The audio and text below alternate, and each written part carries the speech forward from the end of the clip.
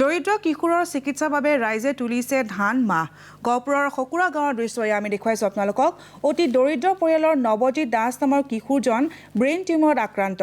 গাঁওখনৰ সকলোৰে অৱস্থা শোচনীয় যদিও নৱজিতৰ চিকিৎসাৰ বাবে প্ৰত্যেকজনে 2-1 খৰাহী ধান দিছে পৰিয়ালটোক। কিশোৰজনৰ চিকিৎসাৰ বাবে ৰাইজ তথা পৰিয়ালটোৱে স্বাস্থ্য মন্ত্ৰীৰ সহায় বিচাৰিছে। আৰু অধিক জনাব আমাৰ সাংবাদিক নৱজিৎ শইকীয়াই।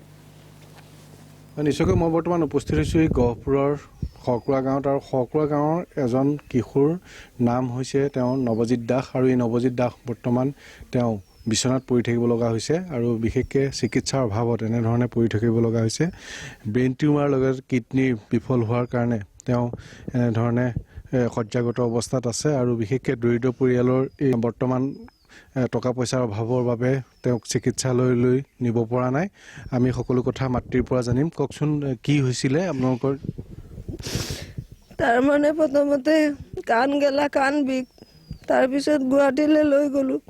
এই চিকিৎসা কৰি পালে অপাৰেশ্যন, তাৰপিছত অপাৰেশ্যন কৰিম কেনেকুৱা এই পৰীক্ষা নিৰীক্ষা কৰি যিমানখিনি পইচা লৈ গৈছিলোঁ সিমানখিনি আজৰি হ'লোঁ। তাৰপিছলৈ আৰু তাত থাকি কি কৰিম, পইচা নাই, তাক লৈ ঘৰলৈ গুচি আহিলোঁ পইচাৰ অভাৱতে।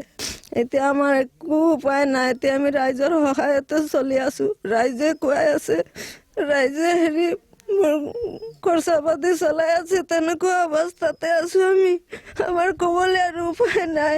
নিশ্চয়কৈ আমি দেখুৱাম। আৰু বিশেষকৈ মই পুনৰবাৰ কৈ আছোঁ, এই দৰিদ্ৰ পৰিয়ালটোৰ কাষত বৰ্তমান গাঁৱৰ যিসকল লোক, এই লোকসকলে থিয় হৈছে। আৰু তেওঁলোকে যোনে যেনেধৰণে পায়, সমগ্ৰ গাঁওখনেই দৰিদ্ৰ, কিন্তু তাৰ মাজতে যোনে যেনেধৰণে পায় এয়া দেখিব পোৱা গৈছে যে ধান ইতিমধ্যে দিছে, তাৰোপৰি টকা পইচা দিছে, যাতে সুস্থ হৈ উঠি আহে নৱজিৎ দাস আকৌ পুনৰ গাঁৱলৈ যাতে ঘূৰি আহে। তাৰ বাবে এনেধৰণে সকলোৱে খৰাহীয়ে পাচিয়ে ধান দিছে। আৰু আনহাতে মই এয়া দেখুৱাইছোঁ কিছু অৰ্থ দিছে। আৰু এনেধৰণেই সকলোৱে মিলি যাতে তেওঁক লৈ যাব পাৰে, চিকিৎসা কৰিব পাৰে, তাৰ ব্যৱস্থা গ্ৰহণ কৰি আছে। আৰু গাঁৱৰ যিসকল লোক আছে আমি তেখেতসকলৰ পৰাও জানিব বিচাৰিম। কওকচোন আপোনালোকৰ দৰিদ্ৰ পৰিয়াল কিমান টকা উঠিছে আৰু কি হৈছে বিশেষকৈ? আমি মানে তেওঁৰ গুৱাহাটী যোৱাৰ এটা মানে ভাড়াৰ কাৰণে আমি প্ৰায় 10-15 হাজাৰ টকা মানে এটা ৰাইজে উঠাই দিছোঁ। এতিয়া মানে দুখীয়া পৰিয়াল এনেকুৱা মানে অৱস্থাত পৰিছে যে আমি তেওঁৰ মানে যে ৰাইজে সহায় কৰি, আমাৰ গাঁওখনৰ এনে দুখীয়া গাঁও, সহায় কৰি যে তেওঁক মানে আৰোগ্য কৰি আনিম, আমাৰ তেনেকুৱা শক্তি নাই। গতিকে আমি অসমৰ মুখ্যমন্ত্ৰী তথা সৰ্বানন্দ সোণোৱাল, বিত্তমন্ত্ৰী, স্বাস্থ্যমন্ত্ৰী, শিক্ষামন্ত্ৰী হিমন্ত বিশ্ব শৰ্মাদেৱক অনুৰোধ যাতে এই দুখীয়া পৰিয়ালৰ এই সন্তানটোক মানে চিকিৎসা সুবিধা কৰি তেওঁ অলপ তেওঁৰ হাত ধৰি পালে যাতে আমি GMC-লৈ পঠাই আছোঁ। হয়, নিশ্চয়কৈ অন্যান্য লোকসকলো আছে।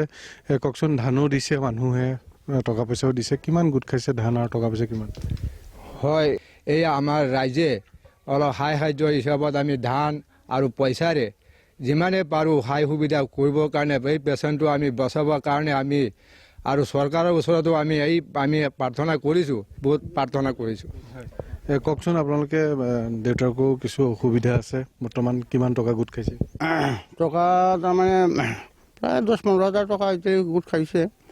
হয়, নিশ্চয়কৈ মই পুনৰ দেখুৱাবলৈ ক'ম এই সমগ্ৰ ঘৰখনৰ যি পৰিৱেশ সেই দেখুৱাবলৈ ক'ম। আৰু এই দৰিদ্ৰ পৰিয়ালটোৰ ওচৰত এনেধৰণেই থিয় হৈছে। আৰু আপোনালোকৰ অকণমান সহায়ৰ জৰিয়তে হয়তো নৱজিৎ শইকীয়া, আপোনাক ধন্যবাদ জনাইছোঁ।